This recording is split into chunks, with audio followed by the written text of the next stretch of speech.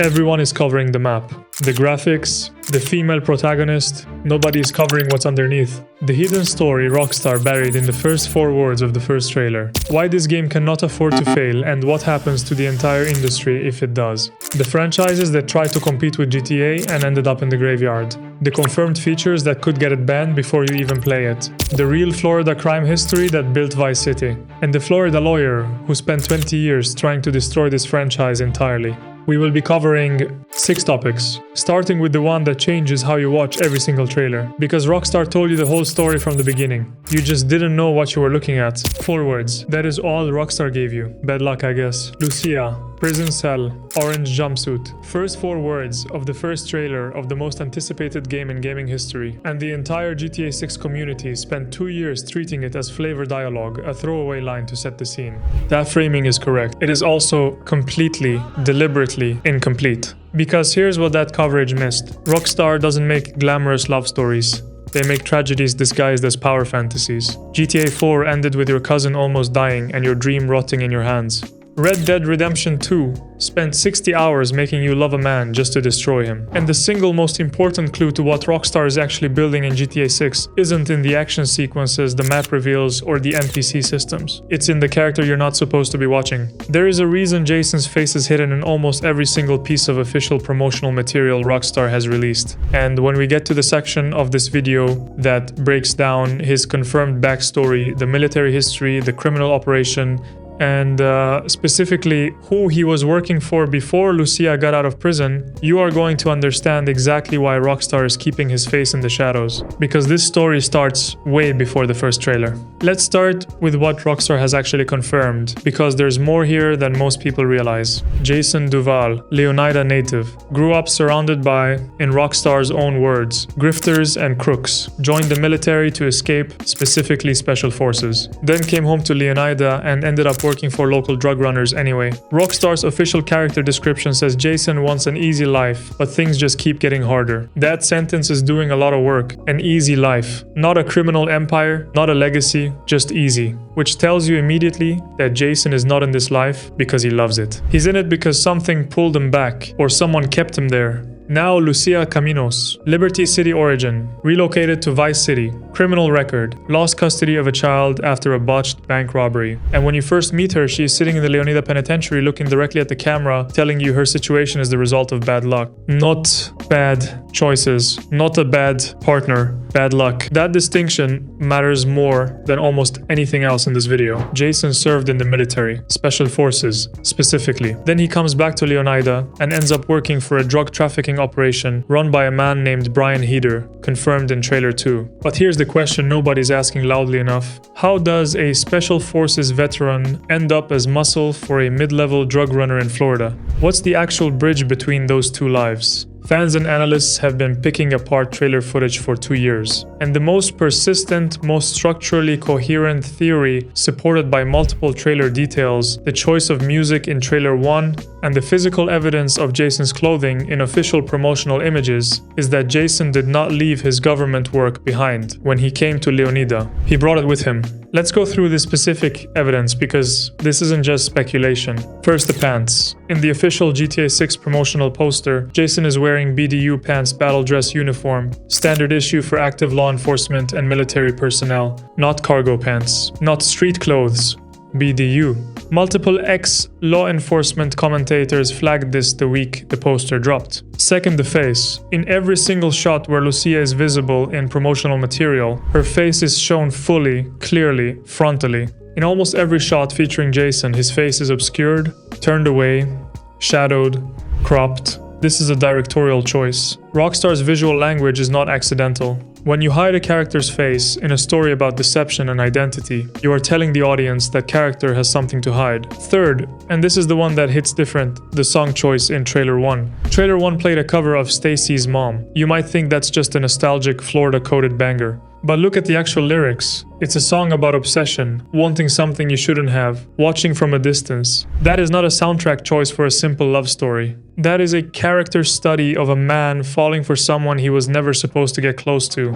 A hidden story. A man with secrets. A game carrying more weight than anyone on the outside fully understands. Because this isn't just about what's inside the story. It's about what's riding on the story itself. The stakes behind GTA 6 go beyond one game, beyond one studio, beyond one launch date. And if you don't understand what Rockstar has to lose on November 19th, you don't understand why this moment matters. In 2021, Rockstar did something that should have been a celebration. They released remastered versions of 3 of the most beloved games ever made: GTA 3, Vice City, San Andreas. What came out was so broken, so lazy, so disrespectful to the originals that Rockstar had to issue a handwritten public apology. For the first time in 25 years, fans asked the question that had never crossed their minds before. What if Rockstar actually drops the ball? Here's what most people assume about GTA 6. That it's gonna be fine, that it's Rockstar, that they always deliver, and that assumption, that comfort, is exactly what makes this launch the most dangerous in gaming history.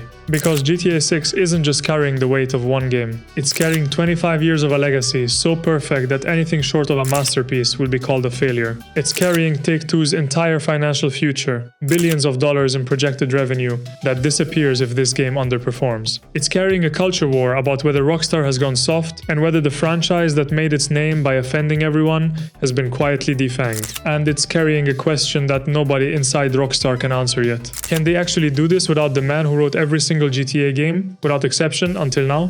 We're going to go through all of it. The legacy trap, the financial pressure, the expectation problem, the woke debate, and the one internal change at Rockstar that nobody is talking about loudly enough. Because by the end of this video, you're going to understand why November 19th isn't just a release date. It's a verdict. Before we go further, quick question. Do you actually think GTA 6 can carry everything that's riding on it right now? Drop your honest answer in the comments, yes or no, because I want to see where people stand before we get into the details. Start with the foundation, because you can't understand the pressure on GTA 6 without understanding what Rockstar actually built over the last 25 years. GTA 3 didn't just launch a franchise, it invented a genre.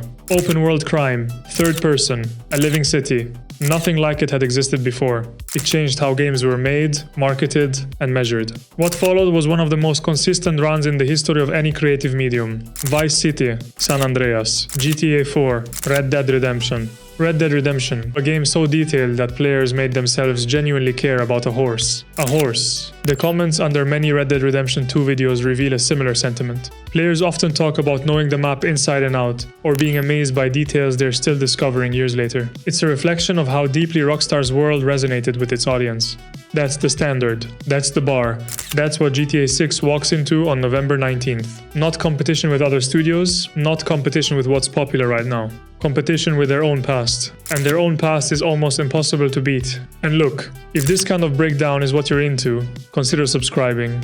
In an age of AI-generated slop and copy-paste commentary, original work is becoming harder to find. So if you enjoy breakdowns made by an actual human, subscribing is one of the best ways to support the channel. Now back to the pressure. Here's where the legacy starts showing its first crack. In 2021, Rockstar handed the remaster of GTA 3, Vice City, and San Andreas to a small studio called Grove Street Games, a studio whose primary experience was porting GTA titles to mobile. What they produced used AI upscaling on decades-old textures, implemented basic lighting effects, and shipped at $60. The result was broken. Characters had distorted faces, rain made roads invisible, missions broke mid-completion. The games that defined the generation were unplayable in ways the originals never were. Rockstar issued a rare public written apology. They pulled the original PC versions from sale, which meant for a period, the broken remaster was the only way to buy these games. It was the first time in Rockstar's history that their name on a product meant something less than it used to. And that crack, small as it was, is still there. Because GTA 6 is the first release since that apology. The trust was damaged. Not destroyed, but damaged. And damaged trust requires a perfect game to repair. Now here's the part of this story that doesn't get nearly enough attention. Dan Houser co-founded Rockstar Games alongside his brother Sam. He was the lead writer on every mainline GTA title, from GTA London, 1969, through to GTA 5. He wrote Bully, he wrote Max Payne 3, he wrote both Red Dead Redemptions. For 25 years, Dan Houser was the creative voice of Rockstar. the satirical edge, the character work, the dark humor that made GTA feel like a genuine cultural mirror rather than just a crime simulator. In March 2020, he left Rockstar, officially citing the toll of building projects of that scale. Reports from insiders suggested possible disagreements with his brother Sam over the company's direction, though Dan has publicly disputed this. He has since confirmed he had no involvement in the writing of GTA 6. None. The first mainline GTA in history without Dan Houser's name on the script. And more recently, appearing publicly to promote his own work, he issued a warning about the games industry becoming distracted by profits over creative excellence. The man who built GTA, saying that, about the industry his former studio now leads. That's not nothing. I'm not saying GTA 6 will be badly written without him. Rockstar has an enormous writing team and they built Red Dead Redemption 2 together. But the specific voice that made GTA satire so sharp, the instinct for what to skewer and how that, was Dan Houser. And we genuinely don't know yet what GTA 6 sounds like without him. 25 years of mastery, one crack in the foundation, and the one man who wrote every GTA gone before this one began. The pressure on this game is unlike anything the industry has seen, and yet no competitor has shown up to challenge it. Not because nobody tried, because everybody who tried ended up in the same place. Since 2006, at least 6 major studios have launched games with one goal. Take GTA's audience. Combined, those games cost hundreds of millions of dollars to develop, were backed by some of the biggest publishers in the industry, and were marketed as the next evolution of the open-world crime genre. Here's where they all are today. One franchise, the developer closed. One franchise, confirmed dead by insiders in January 2026. One franchise, sequel cancelled, studio shuttered 4 years later. One franchise, critically acclaimed, commercially failed, sequel never made.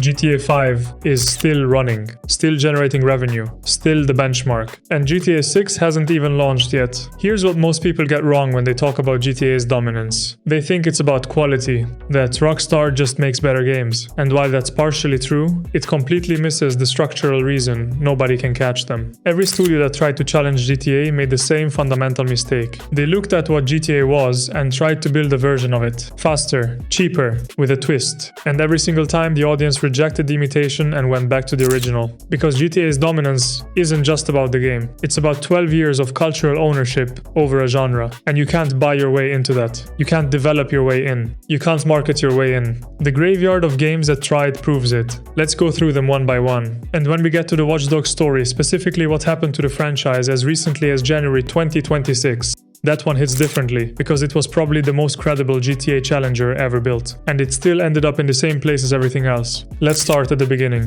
Saints Row is where the story starts, because this franchise came closer to threatening GTA than almost anything else, and its collapse is the most instructive case study in gaming history. Saints Row launched in 2006 as a direct GTA competitor. Same open world urban crime formula, faster production, more irreverent humor. It found an audience immediately. Saints Row 2 sold 3.4 million copies, Saints Row the Third sold 5.5 million. At that point, in 2011, there was a genuine conversation about whether Saints Row had carved out a permanent second position in the genre. Then something went wrong. The series chased its own absurdity further and further from its roots: aliens, superpowers, simulations. Each entry tried to differentiate from GTA by escalating the chaos. Each entry sold less. Then came the 2022 reboot, a $100 million budget, a complete franchise reset, a new city, new characters, new tone aimed at a younger audience. It sold 1.7 million copies, the lowest in franchise history.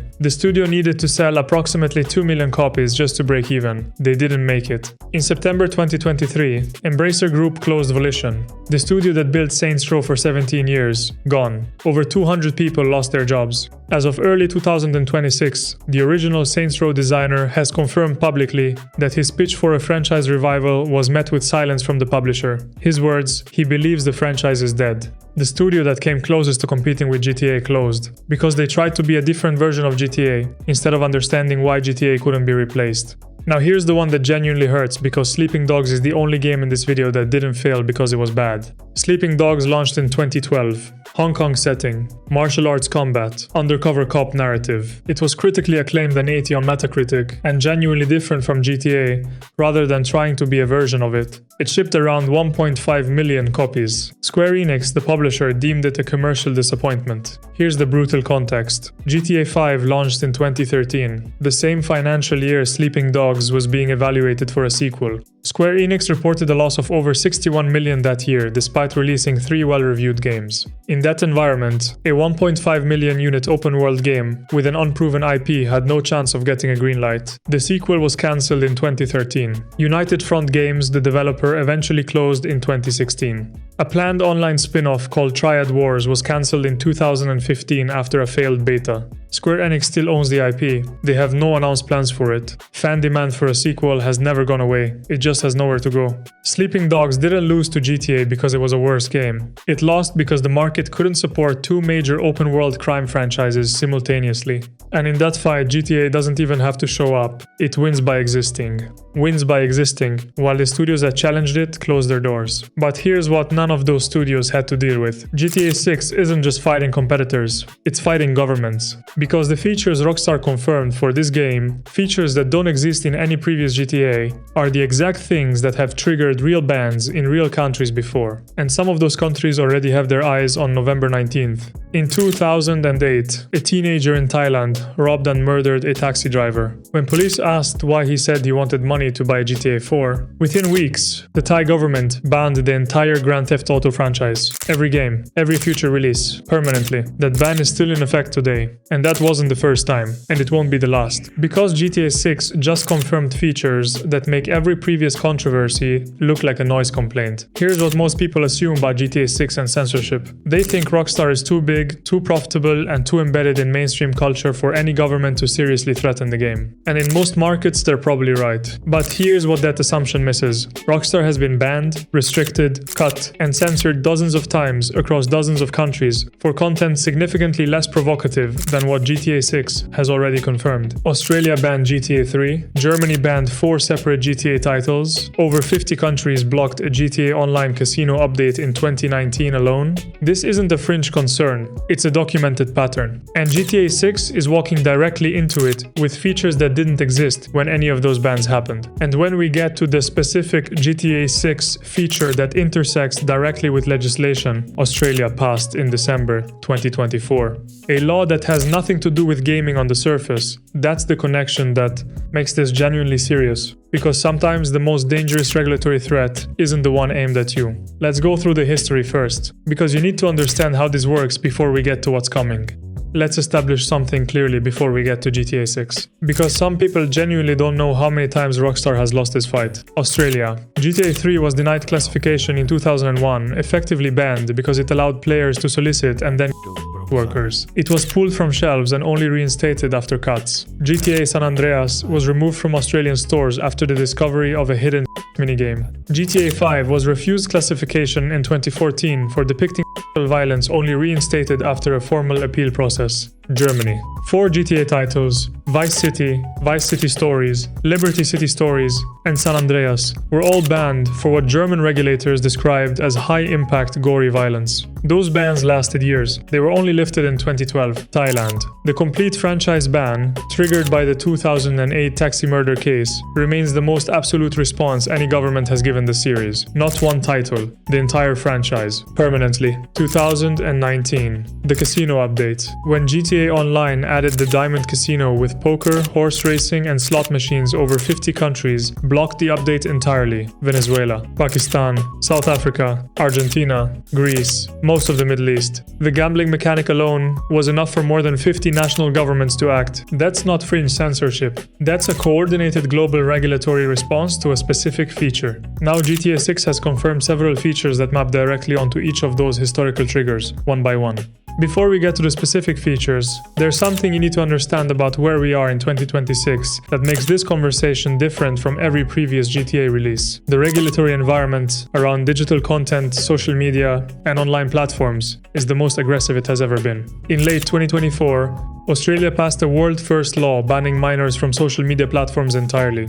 TikTok, Instagram, Snapchat, YouTube, all restricted for anyone under 16. The same government that passed that law is the same classification board that has banned multiple GTA titles before. The Australian Classification Board updated its guidelines specifically around loot boxes and simulated gambling in games tightening, the exact category that got GTA Online blocked in 2019. In 2025 alone, the board issued 963 refused classification decisions under their automated system, a record. The regulatory machinery is more active, more aggressive, and more politically supported than it was when GTA 5 launched in 2013. Rockstar isn't launching GTA 6 into a permissive environment. They're launching into the most restrictive classification climate in the franchise's history. And the features they've confirmed are the most provocative the series has ever shipped with. The most provocative franchise in gaming history, walking into the most aggressive regulatory environment it's ever faced. And it's all set in Florida. Not randomly, not aesthetically, because Florida has been producing stories that sound exactly like GTA missions since long before Rockstar existed. The drug trade, the violence, the wealth gap,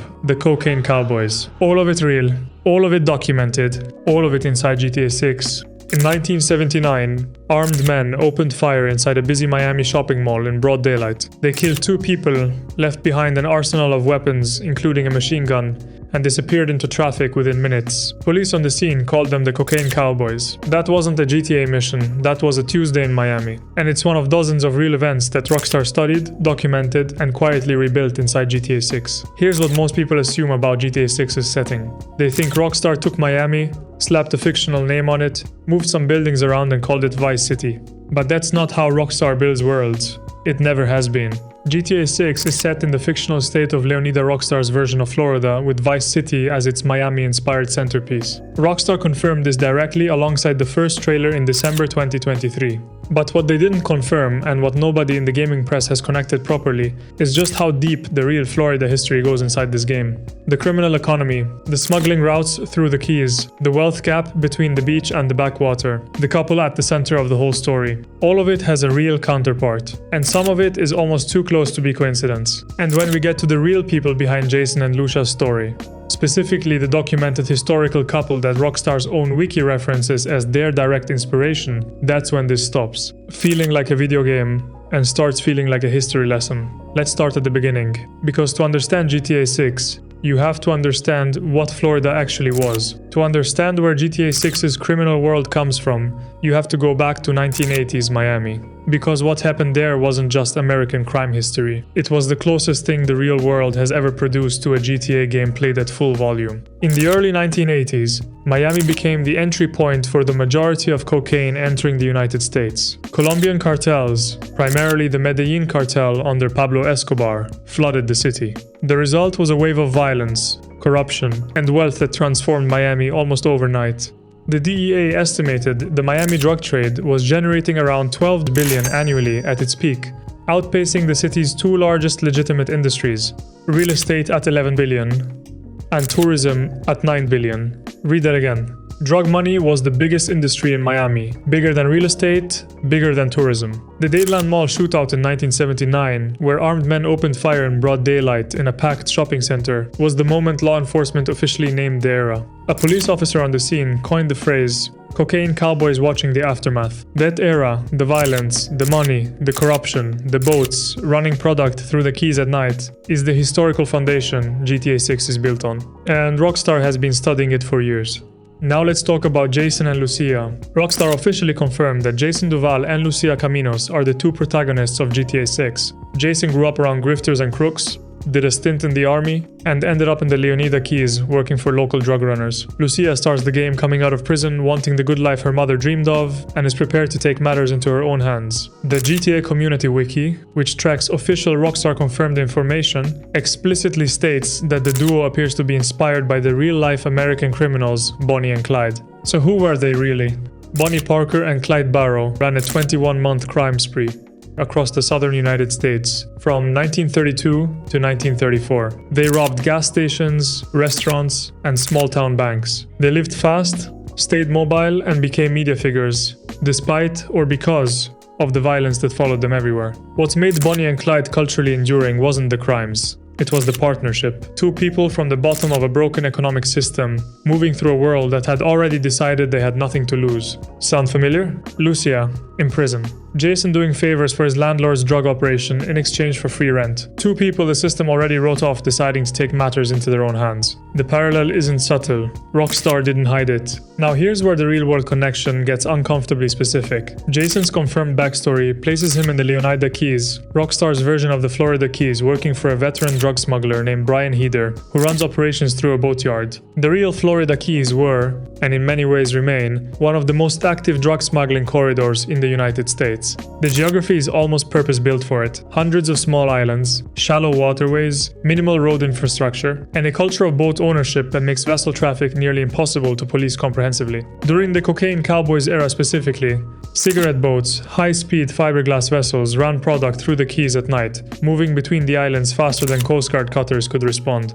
It was an entire criminal logistics network built on the geography of the place. My theory is that Brian Heder, the veteran Keys smuggler who gives Jason a place to stay in exchange for favors, runs operations through a boatyard, and uses others for risky work while keeping his own hands clean. Reads almost exactly like a fictionalized version of the kind of career trafficker the real Keys produced during that era. I can't prove Rockstar based him on a specific individual, but the profile is so specific and so accurate to documented real-world key smuggling operations that calling it coincidence feels like a stretch. The boatyard, the Keys, the veteran keeping distance from the dirty work, that's not invented, that's researched. Researched, documented, built into a world that one man spent 20 years trying to ban. Because while Rockstar was studying Florida's real criminal history, a Florida lawyer was building a case that nearly took this entire franchise down. He appeared on national television, he testified before Congress, he drafted legislation that actually passed, and what happened to him is one of the strangest endings in the history of gaming. In 2005, a Florida lawyer filed a $600 million lawsuit against Rockstar Games, Sony, Walmart, and GameStop. His argument, that a video game had trained an 18-year-old to murder 3 police officers in cold blood. Saying that Devin Moore shot 3 people in the head because of a video game? What we're saying is that Devin Moore was, in effect, trained to do what he did. He was given a murder simulator. He bought it as a minor. He played it hundreds of hours, which is primarily a cop-killing game. It's our theory, which we think we can prove to a jury in Alabama. He appeared on 60 Minutes. He testified before Congress. He drafted legislation in multiple states. He sent thousands of faxes to judges, politicians, journalists, and game developers, sometimes in the middle of the night. His name was Jack Thompson, and for almost a decade, he was the single most dangerous threat to the Grand Theft Auto franchise that has ever existed. A lot of video gamers out there who just hate you. What do you have to say to those people? I would say to them what I said to Doug Lowenstein, because I'm opposed to violence in games. I will hunt you down and find you, and I will kill you. Here's what most people assume when they hear about someone trying to ban GTA. They picture a fringe activist, a joke, someone the gaming industry laughed at and ignored. Thompson drafted a bill in Louisiana in 2006 that passed the State House unanimously and cleared the Senate Judiciary Committee. He helped draft similar legislation in Utah. He successfully pressured major retailers to change their sales policies around mature rated games. He got pro-hack vice status in an Alabama court to pursue a $600 million lawsuit against Rockstar's parent company. This was not a fringe activist throwing paper at the wall. For a specific window of time, roughly 2003 to 2006, Jack Thompson had genuine institutional momentum, and understanding why it collapsed tells you everything about how the gaming industry actually defeated him. And when we get to what Thompson is doing today, specifically the statement he made about video games in a recent interview that has completely floored the gaming community, that's the ending to this story that nobody saw coming. Because the man who spent 20 years calling GTA a murder simulator eventually said something that made every gamer's jaw drop. Let's go back to the beginning. John Bruce Thompson. He was born in 1951, Cleveland, Ohio. He became a Florida attorney, a devout Christian, and starting in the late 1980s, one of the most aggressive moral campaigners in American public life. Before he ever touched a video game, Thompson had already built a reputation for extreme tactics. In 1988, he ran for Dade County prosecutor against incumbent Janet Reno. During the campaign, he repeatedly and publicly accused Reno of being a lesbian. He lost. He then filed battery charges against Reno. The charges were found to have no merit. After the election loss, Thompson turned his attention to obscenity in media. He pursued legal action against rap artists. He went after Howard Stern. He filed complaints against MTV. His first lawsuit against the video game industry came in 1999, the aftermath of the Heath High School shooting in Kentucky in 1997, where a 14-year-old opened fire on students. Thompson filed a $130 million lawsuit against game developers and distributors, arguing the games had desensitized the shooter. The case was dismissed. The court ruled it was, in their words, simply too far a leap from shooting characters on a video screen to shooting people in a classroom. He lost. He moved on. And then in 2003, something happened that gave him exactly the case he had been looking for. On the 7th of June 2003, an 18-year-old named Devin Moore was brought into a police station in Fayette, Alabama on suspicion of driving a stolen car. While being processed, he grabbed an officer's gun. He shot and killed 2 police officers, Arnold Strickland and James Crump, and a dispatcher named Leslie Mealer. Then he stole a patrol car and fled. When he was recaptured, Moore told investigators, "Life is a video game. Everybody's got to die sometime." Investigators found Moore had played Grand Theft Auto Vice City obsessively in the months before the murders. The game contains a mission that in broad structural terms mirrors what Moore did, escaping a police station, killing officers, fleeing in a police vehicle. For Jack Thompson, this was the case, the smoking gun, the proof he had been building his entire career toward. Thompson filed a $600 million civil lawsuit on behalf of the victims' families against Rockstar's parent company, Take-Two Interactive, Sony, Walmart, and GameStop, arguing these companies had effectively trained Moore to commit murder. He told the press Rockstar's games were murder simulators. He told GameSpot the case would destroy Rockstar Games and change the face of the entertainment industry. He appeared on 60 Minutes in March 2005 as the case gained national coverage. And for a moment, the gaming industry genuinely didn't know how this was going to end.